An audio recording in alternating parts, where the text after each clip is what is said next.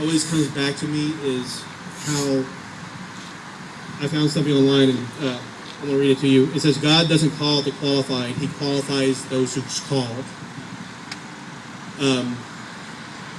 If you go back to the Old Testament, you start looking at the people God used in his mission on earth. He used people that were just this much above the bad guys. If you look at it, you have someone, David was an adulterer. David is the wisest man in the Old Testament. He was given the grace of God. He was shown how to be wise, even though he was damaged from what he did. He sent someone to his death so he could sleep with that man's wife. That's insane. You have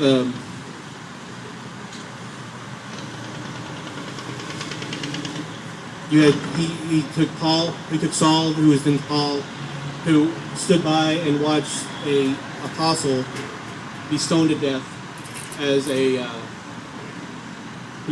held the coats for these guys to kill someone else.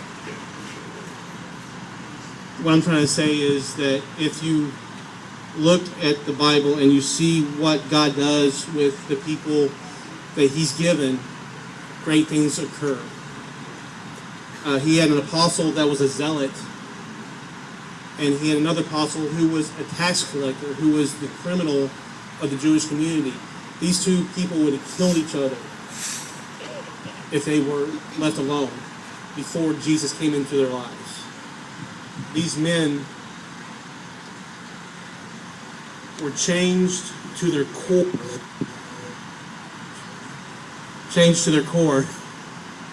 by just being in the presence of Jesus Christ. If you look at the Sermon on the Mount, the Sermon on the Mount says that I am an adulterer and I am a murderer, just about my thought patterns. I'm a drunk. I'm an addict. I'm all these things just because I thought those things at any time in my life. Just by thinking about a woman in an unholy manner, I become an adulterer. And as Tim sang earlier, the grace of God comes to me and he covers that sin. Because my thought patterns are really messed up. How I think about life is messed up. How I live my life before I became part of this mission. These people are amazing. I didn't want to be a part of the church whenever I came to Mercy Street. I think that the people I found here are miracles because they show me that Jesus wasn't about the rules of the law that was given in the Old Testament that drive so many people away from what they heard. It's about the love that you feel whenever you're with Jesus. If you can open yourself to that, there's something amazing that I can't even put into words. I can't begin to put into words. I described it at one time as a river. It's Mississippi that's overflown its banks and ran into and just destroyed the buildings along the way. The banks that we put out, the levees that we put out, is the law that people try to put God into. And the Mississippi River is the grace that overwhelms it and floods it and wipes it out.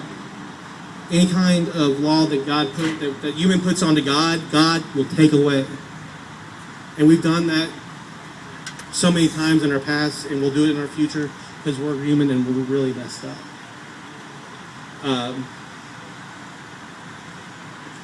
I just have that calling, that feel of God, and I hope that someone here feels that too. Y'all feel that?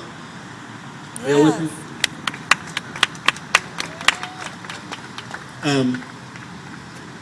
we're going to eat fellowship with you. I'd like to meet you if I can. I'd like to see you at Murphy Street on Saturday night. Yeah, I'm not good at wrapping things up. I'm good. Amen. Give God some glory for Craig's first time up here, man. I know that's how I was, too. Anyway, but we are going to wrap this up, though. This is where God takes care of his business. This is to me, the most